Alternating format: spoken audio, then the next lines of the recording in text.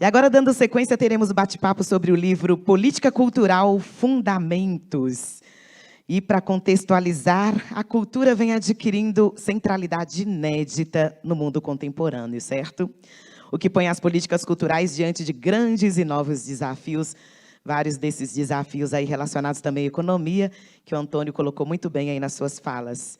Em matéria publicada no site do Diário do Comércio, onde o jornalista Rogério Faria Tavares fala o seguinte sobre o livro Políticas Culturais Fundamentos. Abre aspas. O livro é de natureza didática, sem perder em nenhum momento a profundidade e o rigor. Sua linguagem é clara, precisa e direta, apropriada para a ampla difusão e para todos os leitores. O autor disserta sobre os direitos humanos e os direitos culturais, sobre criatividade e direito autoral, os direitos culturais na Constituição Federal, os campos de produção da cultura, indústria cultural, campo erudito e cultura popular, e sobre a arte, suas origens, características, modos de produção e função social. Além de tratar dos instrumentos de fomento à cultura, do cotidiano, da gestão, das políticas públicas de cultura e da transversalidade da política cultural em suas relações com a educação, a comunicação, o turismo, o meio ambiente, as relações internacionais, ou seja, a dimensão cultural, para além só da arte, como bem disse o Antônio aí no seu vídeo, e que o jornalista cita sobre o livro que a gente vai falar sobre agora. Convido para conversar um pouco conosco sobre o livro o autor Bernardo Mata Machado. Bernardo é historiador, cientista político, ator e diretor de teatro. Fez graduação em História pela Universidade Federal de Minas Gerais e mestrado em Ciência Política pela mesma universidade. Entre suas publicações destacam-se os livros História do Sertão Noroeste de Minas Gerais, 1690 a 1930, Prêmio Diogo de Vasconcelos, 1989, e do Transitório ao Permanente, Teatro Francisco Nunes, 1950 a 2000. Destacou-se como ator interpretando o personagem Eduardo Marciano, na adaptação teatral de O Encontro Marcado, de Fernando Sabino, Prêmio de Melhor Ator Mineiro, 1982. E como diretor em Infando e Lis, de Fernando Arrabal, 1975. Foi pesquisador da Fundação João Pinheiro, onde se destacou aos temas da política cultural e da história econômica, política, social e cultural de Minas Gerais. Exerceu cargos públicos de gestão cultural na Prefeitura de Belo Horizonte, como secretário adjunto de Cultura entre 1993 e 1996, Governo do Estado de Minas Gerais, secretário adjunto de Cultura, de 2015 a 2016, e no Governo Federal, coordenador-geral, diretor e secretário nacional substituto da Secretaria de Articulação Institucional do Ministério da Cultura entre 2009 e 2014. Seja muito bem-vindo. E para fazer a conversa com Bernardo, convido a secretária de Cultura de Belo Horizonte, Eliane Parreiras.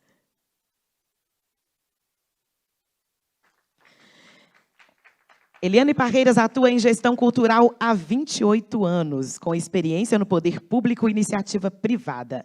Foi secretária de Estado de Cultura de Minas Gerais, entre 2011 e 2015, presidente da Fundação Clóvis Salgado por 2 vezes, entre 2009 e 2011 e 2019 e 2022, diretora executiva do Instituto Cultural Uzi Minas, de 2002 a 2009, gerente geral de Cultura no SESC em Minas, de 2017 a 2019, e gestora no Circuito Cultural Praça da Liberdade e Museu de Arte da Pampulha.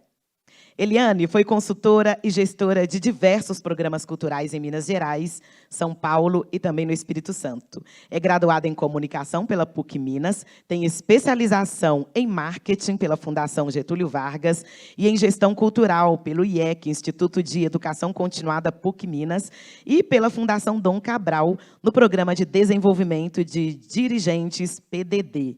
Além de secretária municipal de Cultura, é presidente do Fórum Nacional de Secretários e Gestores de Cultura das capitais e municípios associados. Bem-vinda. Bom bate-papo para vocês.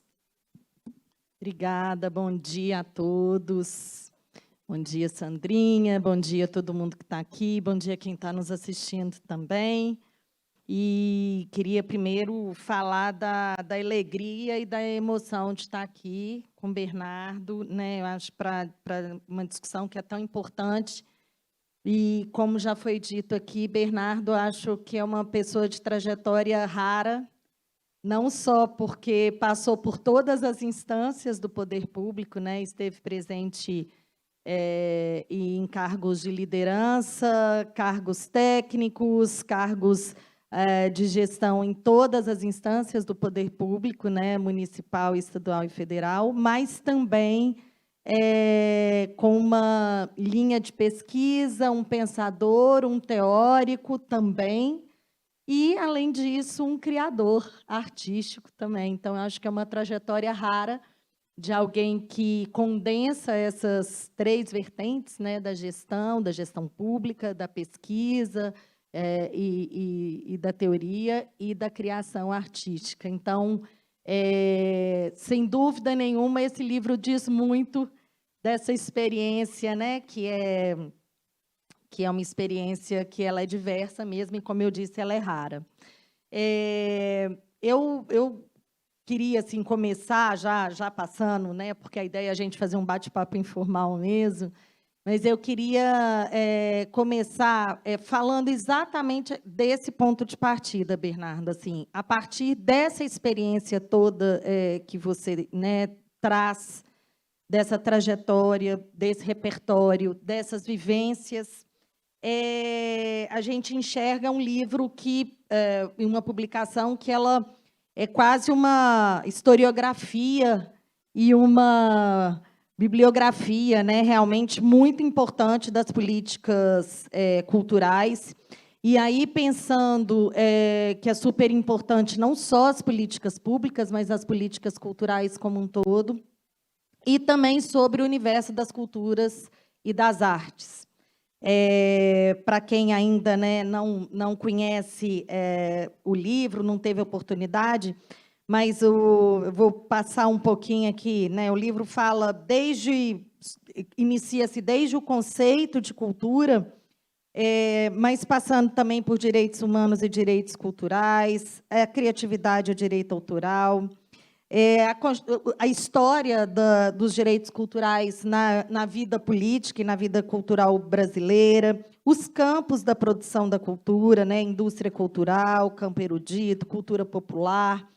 Fala sobre arte, identidade, diversidade e patrimônio, participação, que é um tema razoavelmente recente, se a gente for pensar, né, na política pública, então, sobre participação na política cultural, conceitos da economia da cultura, do fomento, o cotidiano da gestão, que depois a gente quer falar um pouquinho, e, claro, da transversalidade da política cultural com educação, comunicação, turismo, meio ambiente, relações internacionais. Então, é realmente um olhar profundo de alguém que realmente concilia conceito e experiência, vivência, prática, né? E a gente pode falar que um olhar a partir de quase 5 décadas aqui, eu acho que a gente tem esse olhar. Então, eu queria que você falasse um pouquinho, para a gente começar, sobre a construção dessa publicação, desse livro, desse trabalho.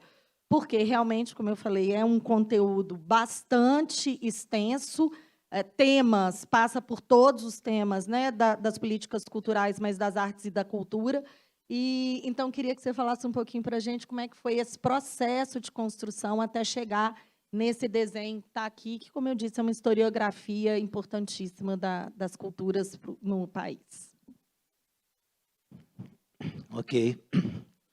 Bom, primeiro, bom dia a todas as pessoas presentes. Agradecer muito a Eliane Barreiras, né, o espaço que ela abriu para a gente ter esse diálogo. Eliane também reúne um pouco disso que ela falou de mim, que é muita experiência, né? E, evidentemente, sempre que a gente tem experiências, a gente reflete sobre elas. É quase que natural, né, Eliane? Então, você também tem muito tempo de reflexão sobre políticas culturais, né?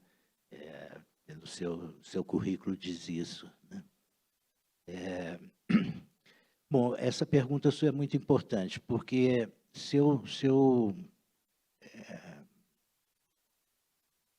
desses capítulos todos aos quais você se referiu, o primeiro que eu escrevi foi Direitos Humanos e Direitos Culturais. Foi a partir de um curso de verão em Barcelona que eu entrei em contato com esse tema dos direitos culturais, um curso em 2000, e isso, de certa forma, me mexeu na minha cabeça tremendamente. E eu comecei a pesquisar de direitos culturais a partir do ano 2000 e publiquei esse capítulo aí em 2005. Ou seja, o livro foi publicado em 2023, ou seja, se eu contar do primeiro capítulo que eu escrevi, são 18 anos, né? E o tempo todo que eu exerci cargos de gestão, eu refleti sobre as minhas experiências e comecei a participar em alguns encontros nacionais de reflexão sobre política cultural. Eu destacaria o Enecult, né, que é o Encontro Nacional de Cultura da Universidade Federal da Bahia, e, no Rio de Janeiro, o Seminário Internacional de Políticas Culturais da Fundação Casa Rui Barbosa. Então, mesmo estando naquela agitação que você conhece da gestão pública, eu achava tempo de escrever para esses eventos. Então, alguns capítulos aí foram produzidos dessa forma, né?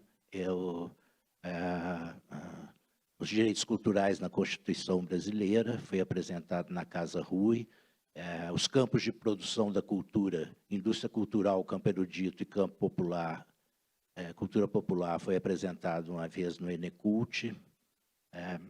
Bom, esses dois eu estou me lembrando aqui agora, né? E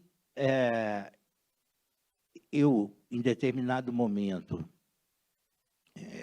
pretendi fazer um doutorado na Universidade Federal de Minas Gerais, em Sociologia e Política, e aí, então, eu me organizei para escrever esse livro que eu acabei escrevendo, né? E eu fiz esse esquema, e isso já tem muitos anos. Eu não consegui terminar o doutorado por conta da opção que eu fiz pela gestão, né? Mas eu deixei planejado, né, na minha qualificação ao doutorado, o esquema desse livro.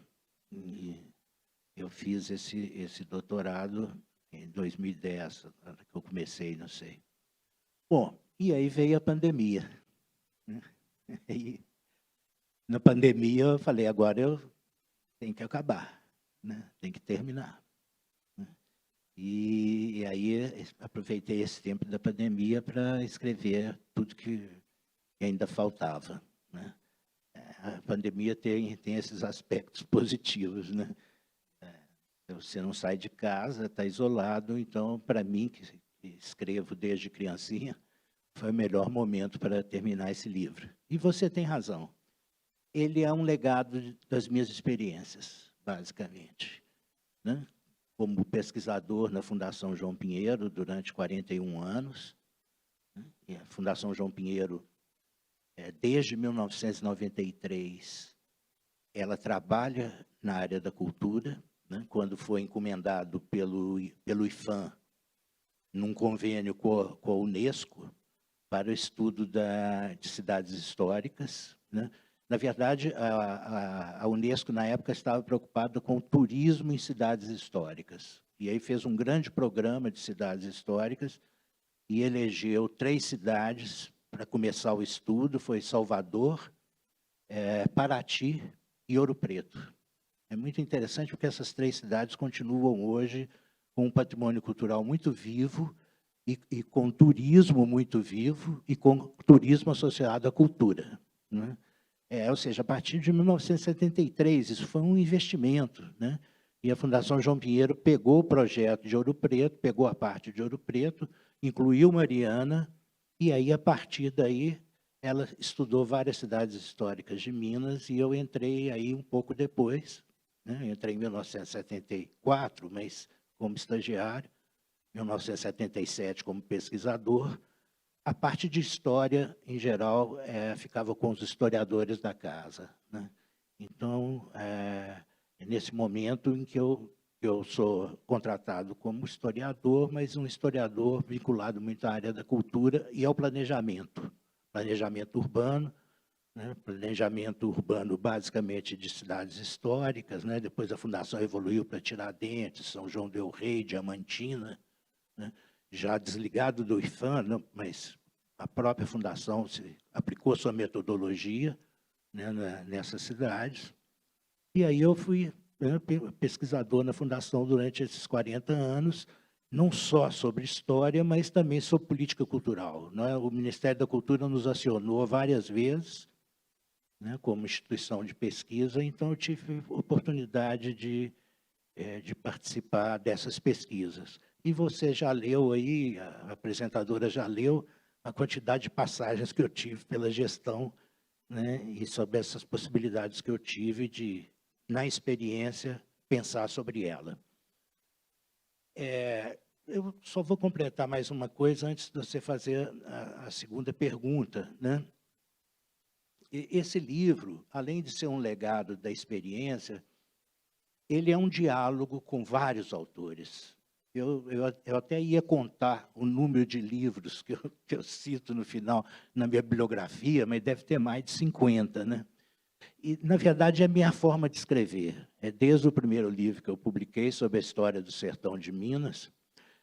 E o segundo livro que eu publiquei, é bom que se diga, é sobre a história desse teatro aqui, né? E foi um contratado pela Prefeitura de Belo Horizonte, né?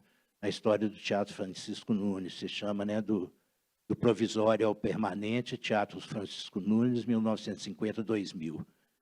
E aqui também foi o meu único sucesso como ator de teatro. Foi fazendo Eduardo Marciano na adaptação de Um Encontro Marcado, de Fernando Sabino. Eu tenho uma paixão por esse espaço aqui. E é aqui que eu me exercitava antes de entrar em cena, e eu fico até emocionado de lembrar. Depois eu tive que largar o teatro, porque nós vamos falar sobre isso, sobre a precariedade. Mas essas lembranças continuam muito fortes em mim. A gente vê como, quer dizer, o livro tem total coerência mesmo com a sua trajetória, quando você fala de legado de experiências, né? Começar pelos direitos humanos e direitos da cultura tem relação absoluta com a sua história e com a sua trajetória, e, ao mesmo tempo, traz realmente também essa experiência da vivência, né? Da vivência da política pública, da vivência da gestão, que é algo que é realmente muito enriquecedor para a gente, e muitas vezes, durante o processo, a gente não tem essa condição mesmo de pensamento ou de reflexão, como você está falando. Por isso, inclusive, a gente tem dito da importância desse programa Cultura e Pensamento, porque são as horas da gente, inclusive, rever, rediscutir, né? Olhar para dentro e para fora. Mas eu imagino também, que é uma coisa que eu queria te ouvir, né? Sobre essa finalização e sobre a sistematização, vamos dizer, desses trabalhos todos ao longo dos anos e a escrita dos capítulos finais. eu imagino que você, além da questão da pandemia que acabou te estimulando, que a questão do momento que a gente vivia também, do ponto de vista da política nacional, também tenha te estimulado de alguma maneira, né? A gente vivia um momento de uma crise institucional na cultura, com a diluição do Ministério da Cultura, com a cultura as culturas em muitos aspectos marginalizadas ou demonizadas ou até perseguidas. Então, uma dificuldade mesmo, muitas vezes, para além de tudo que a pandemia já trazia de dificuldade, né, para o exercício da manifestação artística, a dificuldade do período também. Então, assim, a gente ainda entendo essa publicação como um marco também de um período, porque ela traz um olhar também até um período muito recente, né? Você chega a falar um pouco de Aldir Blanc, etc. Ou seja, ela tem um olhar até muito recente, que eu imagino que também tenha sido estimulado por esse momento que a gente vivia, que era um momento de resistência mesmo da cultura para se posicionar, né? Foi até bom você lembrar, quando você disse aí. Na verdade, eu não falo sobre a Lei Aldir Blanc, não. Quem fala é a autora da Orelha, que é a Isaura Botelho. Né? Isaura Botelho, que é uma pesquisadora, muito amiga minha também, já passou pelo Ministério. E a Isaura na orelha do livro, ela comenta uma coisa, ela está insistindo nisso, que as pesquisas a respeito da aplicação da lei de Aldir Blanc mostram que os gestores culturais não souberam identificar o que era cultura nos seus territórios, porque trabalhavam com um conceito muito restrito de cultura, né? No fundo, belas artes, né? E o campo erudito, que eu chamo aí do campo erudito, né? Então, que esse livro seria um instrumento muito importante na mão dos gestores para mostrar que cultura é muito mais do que eles imaginavam que é, né? Então, né, que cultura são, como disse o professor aqui, né, o Pinto Ribeiro, que, né, cultura é muito mais do que isso, né? Cultura são todos os modos de viver, fazer e criar de comunidades humanas, né? E, no conceito geral, no conceito mais específico, realmente são as atividades intelectuais e artísticas, né? Eu aproveito para também chamar a atenção sobre o prefácio do livro, que é do Danilo Miranda, e provavelmente uma das últimas coisas que Danilo publicou, né? E ele é uma pessoa realmente extraordinária, né? Na verdade, ele é um ministro da Cultura de São Paulo, né? O que ele fez com o Sesc São Paulo é impressionante, né? E sempre numa perspectiva de trabalhar com a inovação, né? Nunca exatamente na perspectiva da indústria cultural, né? Sempre na perspectiva assim daquilo que tinha importância para a educação pública, né?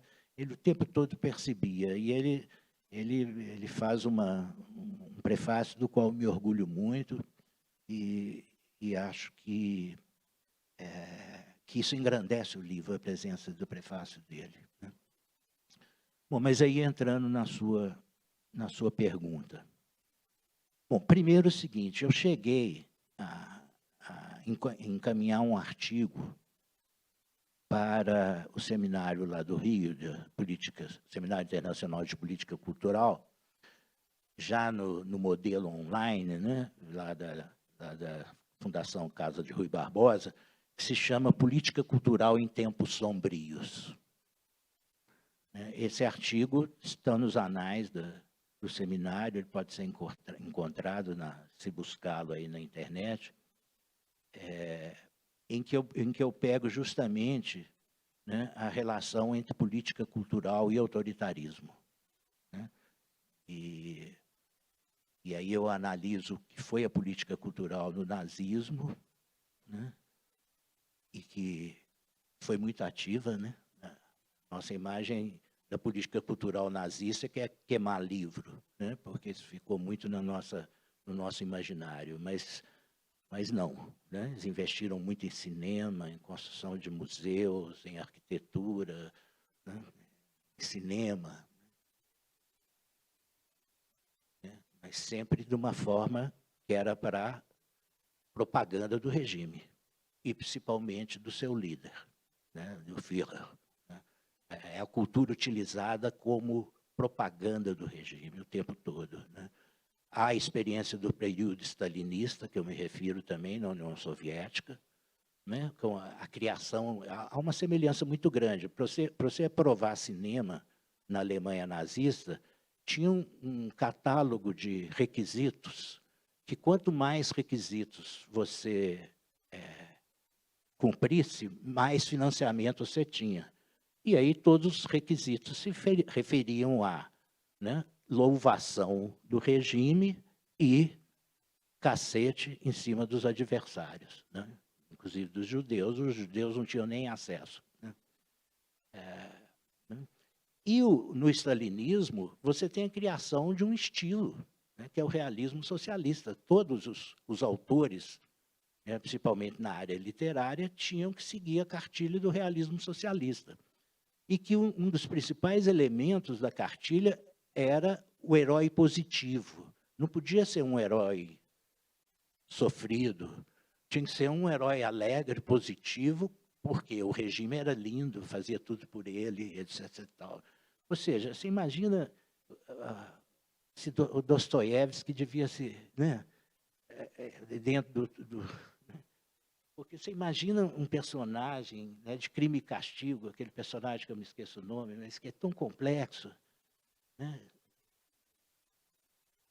E agora ser forçado a seguir um modelo, um estilo, né? Eu aí tive que revirar na minha consciência também, porque eu sou uma pessoa de esquerda desde a origem, né? Eu passei a ser um crítico do stalinismo, assim, violento também. Assim como também da Revolução Cultural Chinesa, que foi outra coisa horrorosa. Então, aí eu comparo esses três regimes ao, né, a política cultural que se esperava fosse aplicada pelo governo brasileiro, Bolsonaro. Então,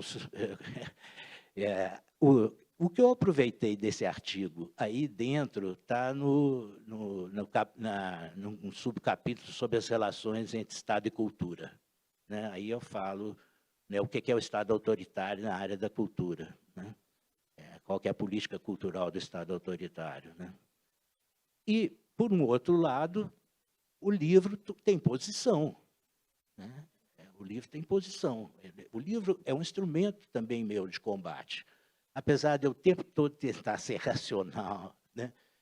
Dialogar com os autores, ser claro o tempo todo, que é uma forma que eu tenho para escrever, né?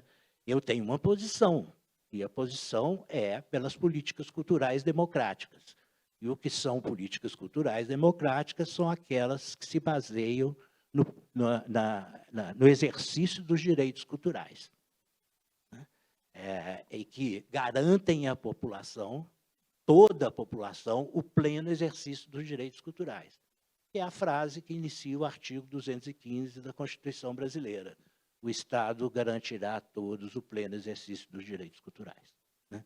Então, é isso que é a orientação básica, fundamental, que está por trás do livro, né? Então,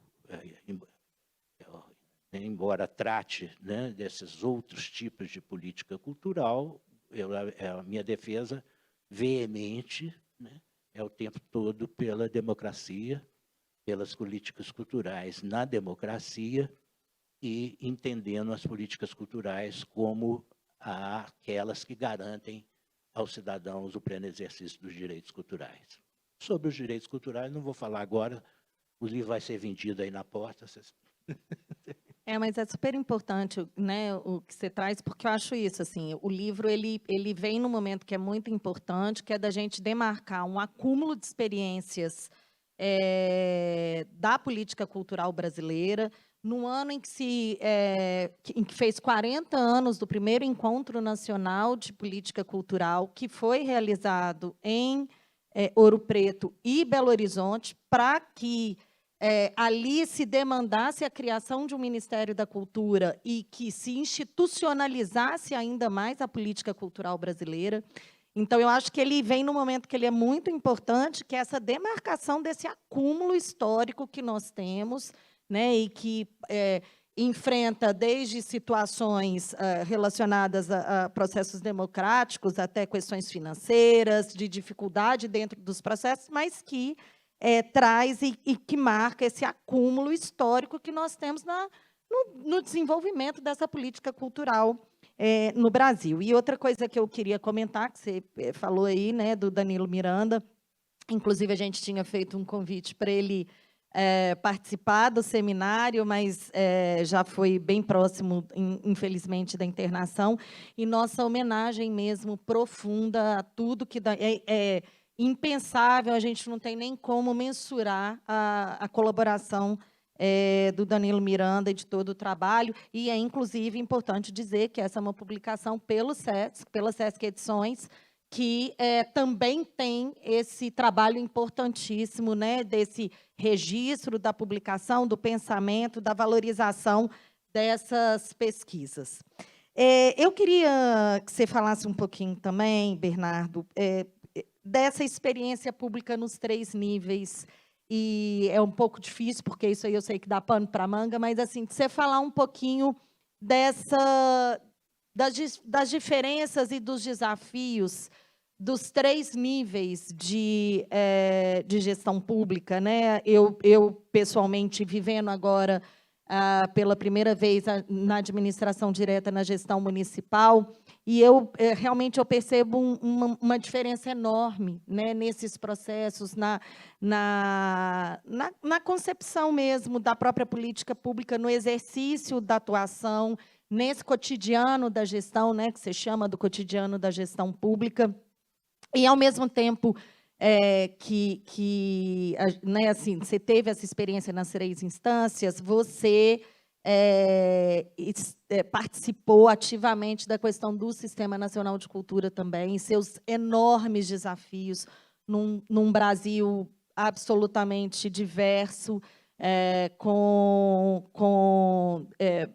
territórios muito diversos, com políticas locais e desafios locais também diversos. Então, se você pudesse falar um pouquinho disso, para depois a gente entrar no tema da próxima mesa, que é a economia da cultura, e aí a gente partir para o encerramento.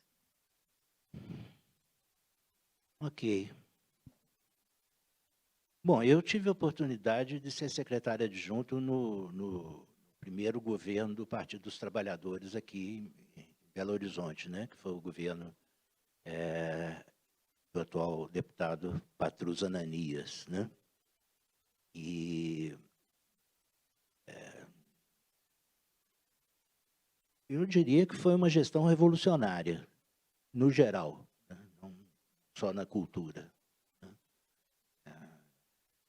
Embora os princípios fossem muito simples, né?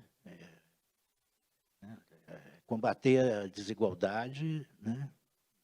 E ouvir a população, ampliar a participação.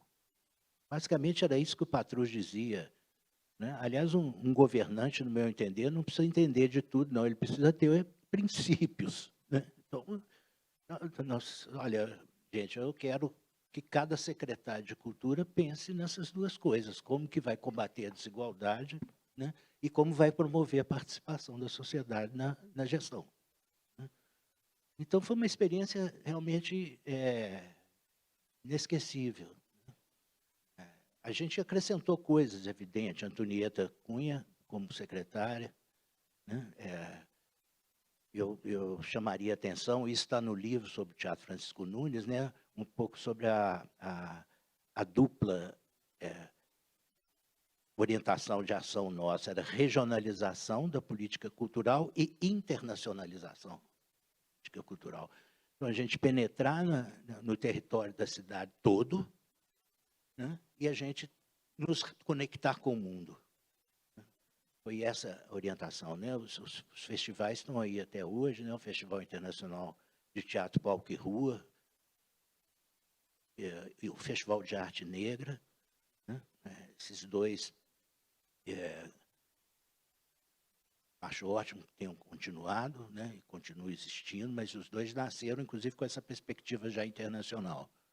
A abertura do Festival de Arte Negra, em 1995, que foi uma iniciativa para comemoração do tricentenário do Zumbi dos Palmares, né, 1995, né, foi como abertura de congados do mundo inteiro.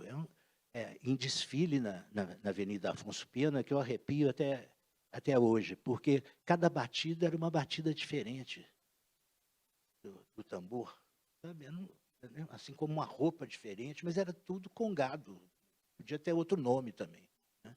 Mas aquele desfile pela Avenida Afonso Pena, inesquecível. Assim como o desfile do Générique Vapeur, né?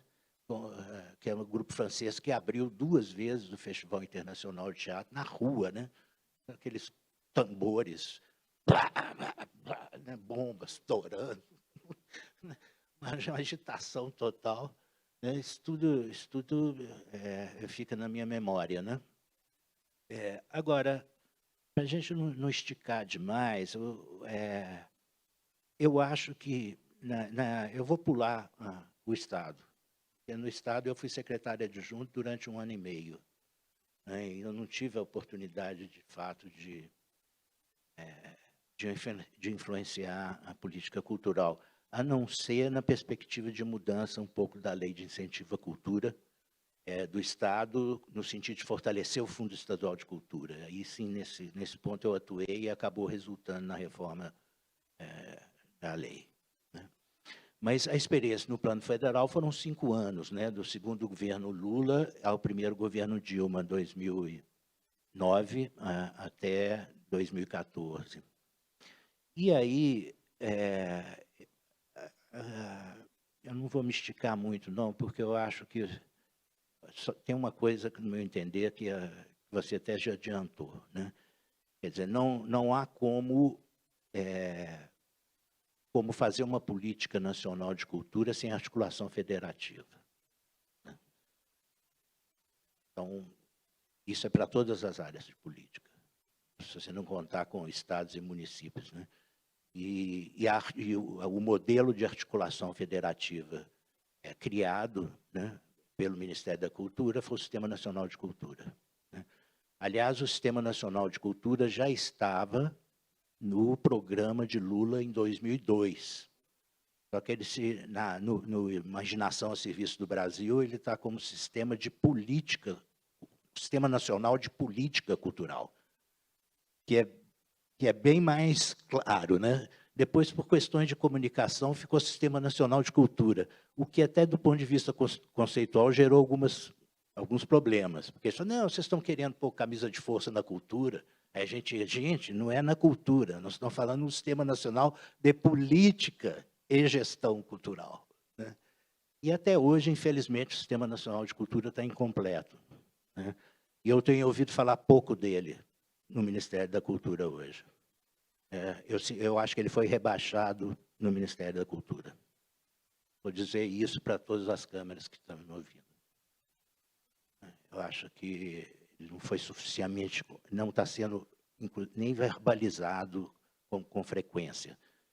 Eu vejo o Lessa na Funarte falando da importância da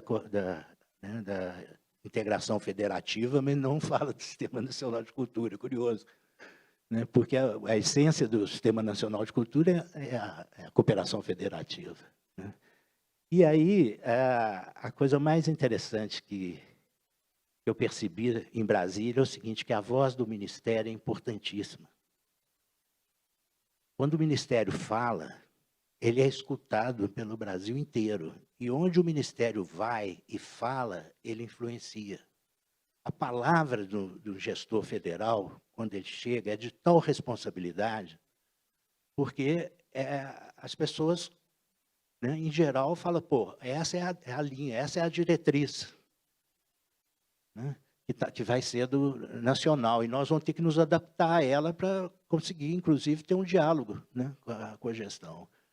Então, agora, se de um lado, né, a palavra do Ministério influencia tremendamente as políticas estaduais e municipais, a política federal não se realiza sem a cooperação.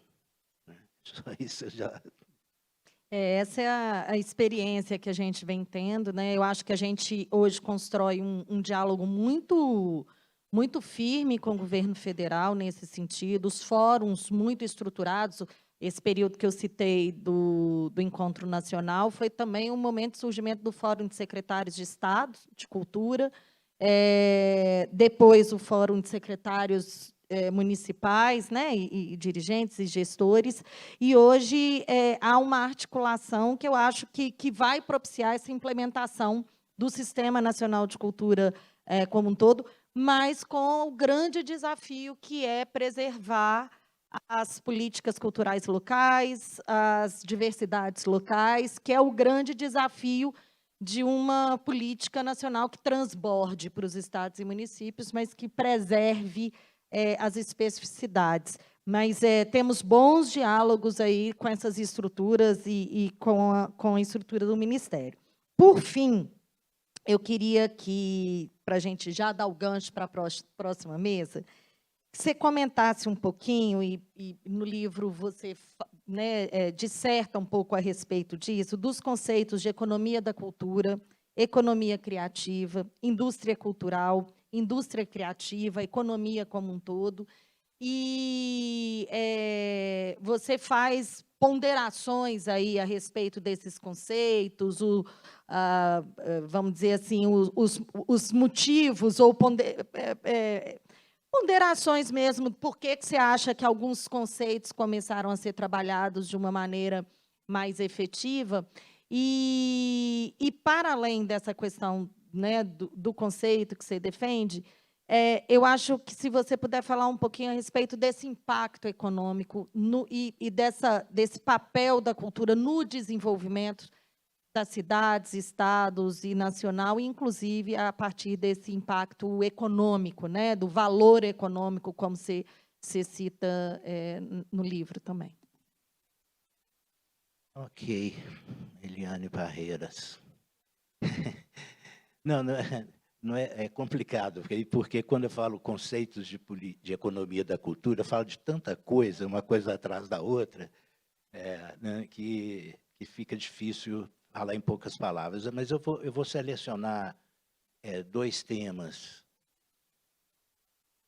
que me parece que são fundamentais, tanto no que se refere à economia da cultura, quanto também no capítulo seguinte, que são os instrumentos de fomento à cultura. Bom, e dizer que gosto muito de você ter lembrado aí do encontro de secretários estaduais de cultura. Eu que estava em Ouro Preto, Zé Aparecido me convidou também para ir lá. Conheci Darcy Ribeiro, né, que era secretário do Rio na época, né? Aquilo foi muito importante. A Isaura Botelho trata desse encontro no livro dela sobre, né, como é que chama? Romance de Formação, História da Funarte. Bom, sobre a economia da cultura, que eu toco também quando eu trato de criatividade, né, eu gostaria de dizer assim, sobre a importância do trabalho. Quando eu trato de criatividade, no capítulo sobre criatividade de direito autoral, eu trago o conceito de inspiração, que é desenvolvido por um psicanalista, que agora, americano, me fugiu o nome, né, como como que a gente usa a palavra, né? Como a passagem do inconsciente ao consciente, de uma ideia nova, mas que é resultado de um trabalho quase obsessivo sobre determinado problema, e que a inspiração surge, em geral, no intervalo entre o trabalho e o repouso. Então, você está trabalhando em cima de um problema, e isso vale para a ciência e para a arte. Você está trabalhando em cima de um problema insistentemente, você resolve largar um pouco o trabalho. Se você mora no litoral, você resolve dar um passeio na praia, de repente, pimba. O que eu estava querendo descobrir era isso, né? Manuel Bandeira, aconteceu isso com ele numa viagem de trem. Ele estava preocupadíssimo com a mudança dele da Lapa. Aí o poema veio quase inteiro na cabeça dele, ele não tinha lápis nem nada para escrever, entendeu? Mas o poema que ele escreveu depois sobre essa preocupação dele, que ele tinha que se mudar, porque a casa que ele morava há anos na Lapa ia ser demolida, né? Ele escreveu o último poema do Beco, que aí não é resultado da inspiração só, não. E aí vem mais trabalho, que é o burilar. Aí ele trabalha a vida inteira e só vai publicar quando ele chega no título novo, A Última Canção do Beco. Ele morava num beco na Lapa. Olha que diferença, até no emocional da gente, entre o último poema do Beco e a última canção do Beco. A gente quase que ouve a música, né, da última canção do Beco, né? Então, por trás da criação artística e científica está, além do processo de inspiração, que já envolve muito trabalho, um trabalho quase obsessivo para você, envolve depois você burilar aquele produto da inspiração, né? E depois você submeter a obra sua aos seus pares, né? À crítica. E não só a crítica dos seus pares, a sua própria crítica. Porque para você evoluir como artista, você tem que criticar o tempo todo sua obra. Você ir um passo na frente. E o trabalho crítico é trabalho. Você precisa de informação para criticar. Você precisa estar lendo, você precisa estar acompanhando o mundo, né? Você precisa estar atento ao que está ocorrendo no mundo para se autocriticar. Ou seja, há trabalho em todas as fases. E trabalho é um conceito de economia. Era isso que eu... É mais do que o lucro, né? Embora eu fale de lucro aí também, né? Lucro relacionado à indústria cultural, né?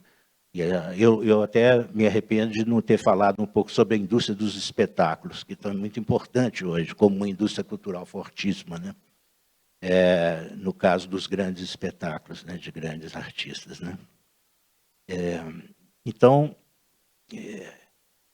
embora, né, e aí é outra questão importante, em que o trabalho artístico, em geral, é pouco valorizado pela sociedade, né, e pouco valorizado pelos governos. Quer dizer, daí a importância da presença do poder público no fomento à cultura, no meu entender. Por quê? Eu fiquei 15 anos no teatro e larguei o teatro por conta da precariedade, de não ter como sobreviver em Belo Horizonte de teatro. Ou eu fez Antônio Grassi e Zé Maia, ir para o Rio ou para São Paulo, ou não tinha como ator, sobreviver aqui.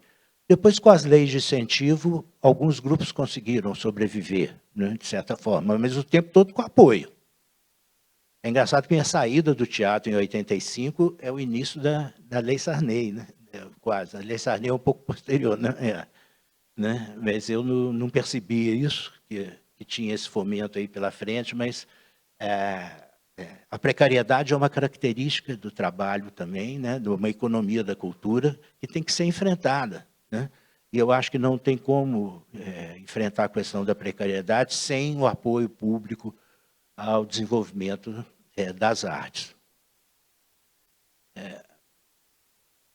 Bom, e finalmente sobre fomento à cultura, eu aprendi fazendo esse livro, por isso que eu queria terminar com esse assunto. Eu sempre fui muito crítico dos incentivos fiscais. E tem um quadro que eu faço aí nas páginas 185, 186, que, aliás, houve um defeito aí na edição, que ela quebrou o quadro, mas dá para entender, sobre os pontos negativos e positivos do modelo de incentivo à cultura. Eu vou falando ponto negativo, depois falo positivo, ponto negativo, positivo. No final que eu fiz esse quadro, eu olhei e falei assim, pô, você não está criticando o modelo de incentivo, né? Então, na verdade, a conclusão que eu chego depois do quadro é de que o melhor talvez seja o esquema incentivo mais fundo. Os dois. né? Porque no modelo de incentivo você mobiliza, né, inclusive o mercado, mobiliza a iniciativa privada, né, e outras fontes, e o fundo, né, você tem a perspectiva de uma política cultural do poder público, né? Então, eu acho que, e não sei se vocês sabem, quem conta isso é o Ângelo Oswaldo, quem formulou a lei de incentivo, a lei de Sarney, foi Celso Furtado. E um pouco já resultado desse encontro aqui. Né? Né? Então, o problema que ocorreu, e que isso eu ajudei, tentei pelo menos ajudar a consertar quando estava no Estado, é que o incentivo fiscal, enquanto o incentivo fiscal fazia isso, o fundo fazia isso. E até hoje isso não foi resolvido. Esse é que é o problema. Né? Porque se você tem um equilíbrio entre o incentivo fiscal e o fundo público, e políticas claras do que é o fundo e o que é para o incentivo, você está no melhor dos mundos do ponto de vista do incentivo à cultura. É dessa forma que eu entendo hoje. Bernardo, maravilhoso. Infelizmente, a gente tem que encerrar, porque temos uma mesa aí agora também densa, com grandes pensadores, realizadores também da cultura, para exatamente discutir todos esses aspectos, né, da economia da cultura, da economia criativa, dos seus impactos e, especialmente, estudo relacionado à cidade, né? Como é que isso colabora para o desenvolvimento do território, como é que isso, as atuações em redes. Então, te agradecer profundamente, né? Como você falou, o livro vai estar disponível. A gente certamente vai ter outros momentos, né, também de diálogo e de discussão sobre o livro. É uma referência mesmo. Eu queria te parabenizar, dizer da importância disso, da importância do debate, da importância da reflexão, da gente rever e desse acúmulo, né, muito importante também que qualquer gestor, qualquer pessoa que está interessada em entrar no universo cultural, que ele entenda que existe um acúmulo de pensamento, de experiências, de processos, né, que permitem hoje a gente chegar com muitas conquistas e com muitos desafios ainda para o futuro. Então, te passar para poder encerrar, mas te agradecer mais uma vez por estar com a gente no Seminário Cultura e Pensamento. Eu agradeço muito também o seu convite, a sua abertura do espaço para mim, né? Eu tô aí fora, acho que meu livreiro está aí, espero. Quem quiser adquirir o livro, eu vou ficar um tempo aí para autografar, né? E dizer que esse livro é destinado a gestores públicos e quem se interessa por política cultural, em geral, inclusive movimentos sociais de cultura, né? Então, eu tive essa pretensão de cobrir o campo todo da política cultural. Eu digo que esse livro é abusado por causa disso, né? Mas alguém tinha que fazer. Então, muito obrigado. Obrigada, Bernardo, mais uma vez.